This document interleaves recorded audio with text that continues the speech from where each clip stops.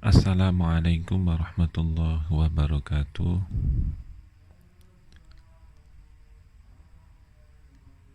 Alhamdulillahirabbil alamin. Wassalatu wassalamu ala asyrofil anbiya wal mursalin. Semoga kita diberikan kesehatan dan hidayah oleh Allah Subhanahu wa taala. Pada kesempatan kali ini kita akan membahas materi fikih kelas 11, yaitu materi tentang bughat atau biasa kita kenal dengan pemberontakan. Sebelum kita membahas lebih jauh tentang bughat, terlebih dahulu kita tampilkan sebuah gambar. Dari gambar ini silahkan kira-kira apa yang terjadi atau di balik gambar tersebut terjadi peristiwa apa. Oke. Selanjutnya, apakah yang kalian ketahui tentang bughat itu sendiri?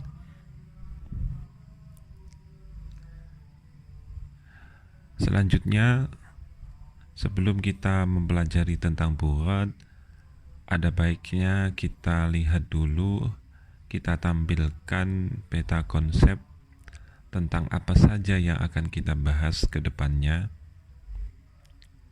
di mana dalam materi bughat ini kita akan membahas 5 materi. Yang pertama adalah pengertian bughat, yang kedua tindakan hukum terhadap pelaku bughat, yang ketiga status hukum bughat, yang keempat hukum memerangi bughat, dan yang terakhir hikmah terhadap atau hikmah adanya hukuman bagi pelaku bughat.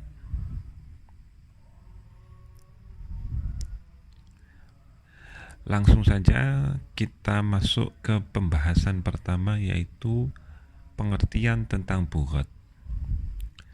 Bughat itu dari kata bughah, adalah bentuk jamak dari kata al-baghi yang merupakan isim fa'il atau kata benda yang menunjukkan pelaku. Berasal dari fi'il madhi bagha yabghi. Kata bagha mempunyai banyak makna, antara lain mencari, orang yang berbuat zalim, orang yang melampaui batas, atau yang berbuat zalim dan yang menyombongkan diri. Ibnu Katsir mendefinisikan bughat ini dengan pengertian menolak kebenaran dan merendahkan atau menganggap remeh kepada manusia lainnya, permusuhan terhadap manusia. Adapun bughat dalam pengertian syarak adalah orang-orang yang menentang atau memberontak pemimpin Islam yang terpilih secara sah. Tindakan yang dilakukan bughat bisa berupa memisahkan diri dari pemerintahan yang sah, membangkang perintah pemimpin, atau menolak berbagai kewajiban yang dibebankan kepada mereka. Seorang baru bisa dikategorikan sebagai bughat dan dikenai had bughat jika beberapa kriteria ini melekat pada diri mereka. Yang pertama, memiliki kekuatan baik berupa pengikut maupun senjata. Yang kedua, memiliki takwil ataupun alasan atas tindakan mereka keluar dari kepemimpinan imam atau tindakan mereka menolak kewajiban. Ketiga, memiliki pengikut yang setia kepada mereka. Dan yang terakhir, memiliki imam yang ditaati. Itulah beberapa kategori atau ciri-ciri orang atau kelompok yang bisa dikategorikan sebagai pelaku tindakan bughat.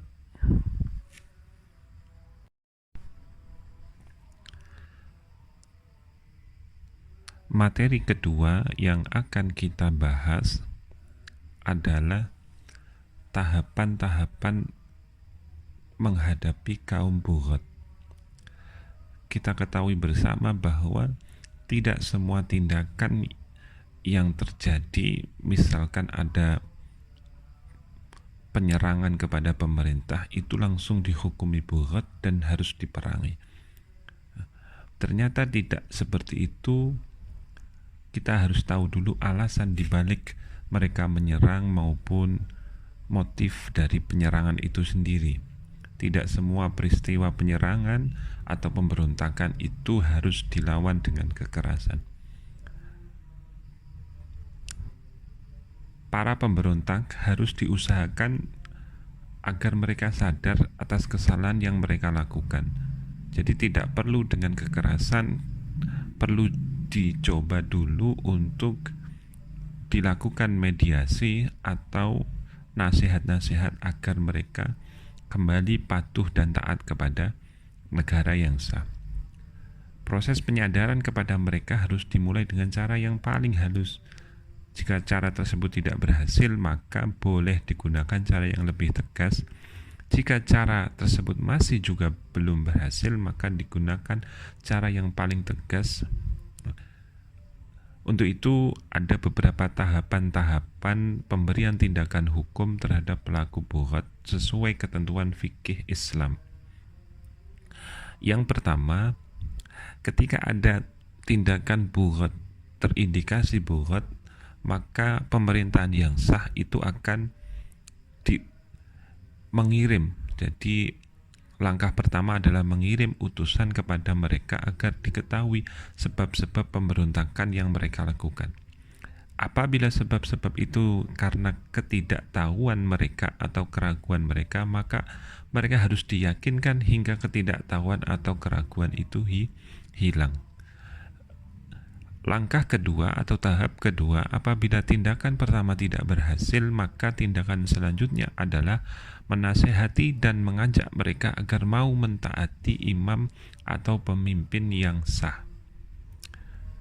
Langkah ketiga, jika usaha kedua tidak berhasil, maka usaha selanjutnya adalah memberi ultimatum atau ancaman bahwa mereka akan diperangi apabila tetap kekeh tidak mau mengikuti imam dan terus memberontak. Jika setelah munculnya ultimatum itu mereka meminta waktu, maka harus diteliti terlebih dahulu apakah waktu yang diminta tersebut benar-benar digunakan untuk memikirkan kembali, atau malah mereka menyusun siasat atau mengulur waktu agar mereka memiliki kekuatan. Nah, itu yang tidak boleh. Jika ada indikasi jelas bahwa mereka meminta penguluran waktu untuk merenungkan pendapat-pendapat mereka, maka mereka diberi kesempatan.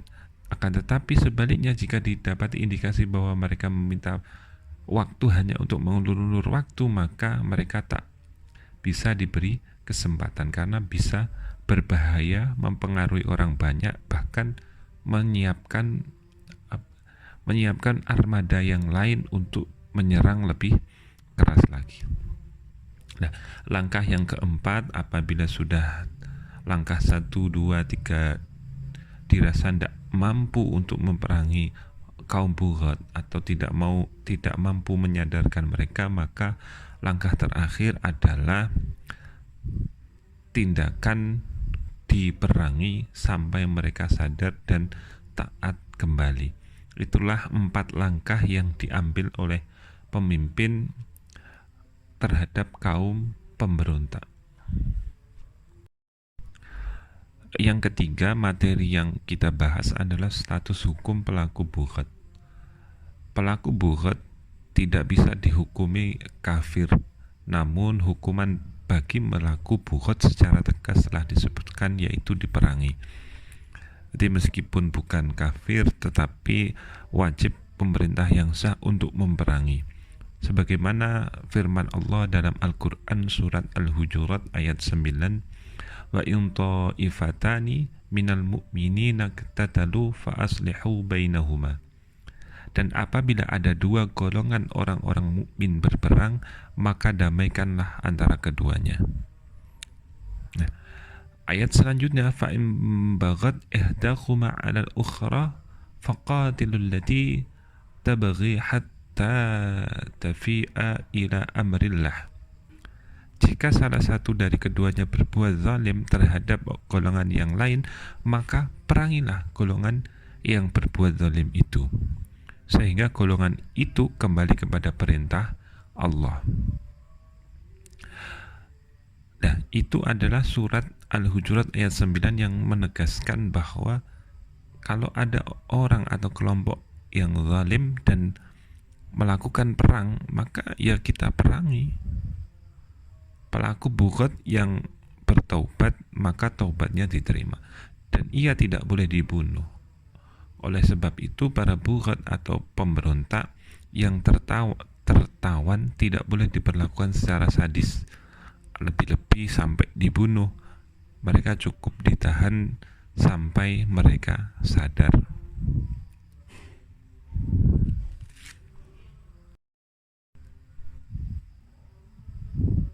Materi yang keempat, hukum memerangi bughat dan batasannya.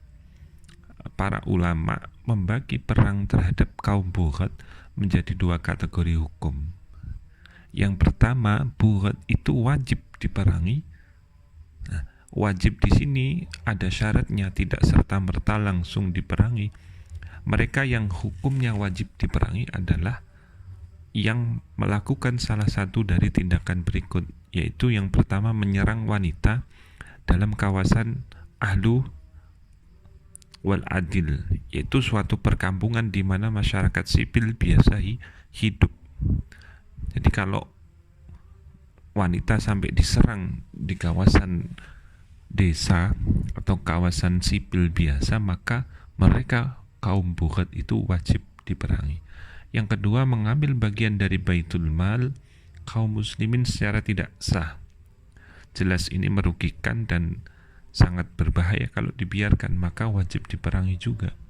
Yang ketiga, tidak mau menyerahkan hak yang telah diwajibkan atas mereka, baik menyangkut hak Allah seperti zakat maupun hak makhluk seperti pajak, hutang, dan lain sebagainya. Dan yang keempat, secara jelas melakukan pembangkangan untuk menjatuhkan imam atau pemimpin yang telah sah dibaiat dan wajib ditaati. Nah, ini 4 hal kaum bughat wajib diperangi. 4 hal syarat apabila mau memerangi kaum bughat. Yang kedua, hukum menyerang atau memerangi kaum bughat itu hukumnya adalah mubah atau boleh diperangi dengan syarat seperti tadi di bab 2. Jadi ada tahapan-tahapannya. Jadi tidak langsung menuju wajib diperangi, tapi boleh diperangi dengan syarat sudah melakukan tindakan-tindakan seperti tadi ya, dinasehati, diultimatum, dan sebagainya. Yang terakhir, materi kali ini kita akan membahas hikmah adanya hukuman bagi pelaku bughat. Nah, hikmah dari adanya hukuman bagi pelaku bughat antara lain akan menyebabkan atau membuat seseorang atau kelompok organisasi tersebut tidak mudah memusuhi atau tidak mudah membangkang, memberontak terhadap negara yang sudah terbentuk secara sah. Mereka akan menerima sanksi diperangi oleh negara yang sah dan juga tidak dapat menikmati kehidupan yang bebas damai di negara tersebut. Yang kedua, hikmahnya adalah kelompok atau golongan tersebut akan memahami betapa hukum Islam benar-benar melindungi kedaulatan negara yang sah secara hukum, karena kehadiran negara yang damai dan adil dapat mengantarkan umat manusia ke dalam kehidupan yang aman, damai, dan tentram. Yang ketiga, hikmah dari adanya larangan bertindak bughat adalah menghindarkan manusia atau kelompok dari berbuat kesemena-menaan yang tidak melewati jalur konstitusi yang diakui oleh negara. Jadi pemberontakan ini sangat berbahaya bagi keutuhan suatu bangsa dan negara.